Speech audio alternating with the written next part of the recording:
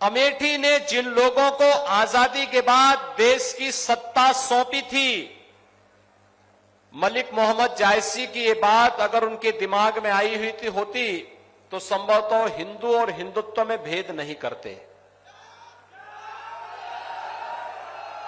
लेकिन चूंकि जिन लोगों ने विभाजनकारी राजनीति को सदैव अपनाया, विघटन और विभाजन जिनके जीन्स का हिस्सा है,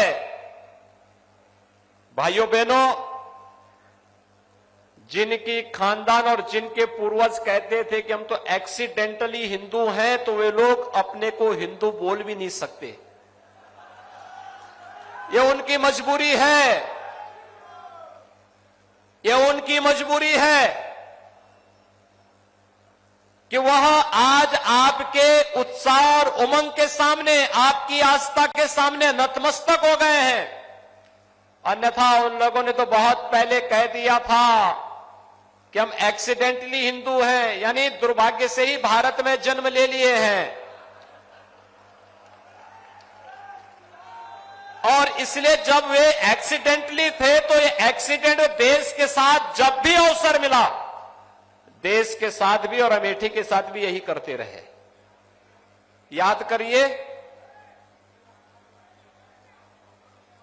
आपके पूर्व सांसद जब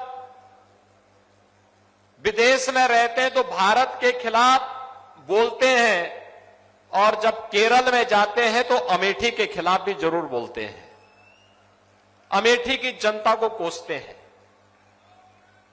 भाइयों बहनों, मैं ये नहीं समझ पाया कि इतना तो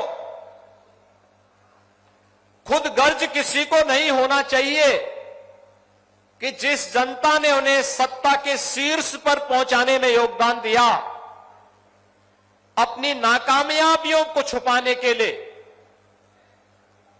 उन्हें बार बार कोसना, उन्हें कटघरे में खड़ा करना, अपनी नाकामयाबियों को न देखना, अपने काले कारनामों को न देखना, मुझे लगता है ये अमेठी के साथ, प्रदेश के साथ और देश के साथ अन्याय होगा। और यही होता रहा है, अमेठी के साथ यही होता रहा है। हम लोगों में कोई छुपाव भी नहीं है और कोई घबराहट भी नहीं है। जब मुख्यमंत्री नहीं थे तब भी हम लोग कहते थे, आज मुख्यमंत्री हैं तब भी कह रहे हैं और आगे भी यही कहेंगे कि गर्व से कहो हम हिंदू हैं। हमें कोई संकोच नहीं है। और हिंदूपन का यह भाव व्यक्ति, जाति, मत और मजहब में नहीं बांटती। ये हमारी सांस्कृतिक पहचान है। इस सांस्कृतिक पहचान को जानने का प्रयास अगर इन लोगों ने किया होता तो 1947 में इस देश का दुर्भाग्यपूर्ण विभाजन भी नहीं होता। सत्ता के प्रति जो इनकी अति लालसा थी, इसने देश का भी विभाजन करवाया था।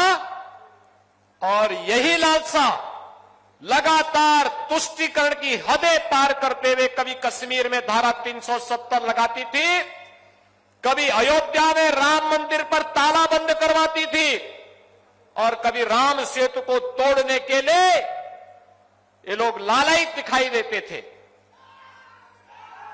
कभी इस देश में सांप्रदायिकता विरोधी कानून ला करके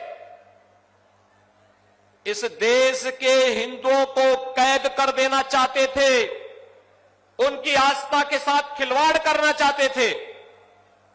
और जब उन्हें लगता है कोई चुनाव आ गया तो भाइयों बहनों फिर ये लोग निकल पड़ते हैं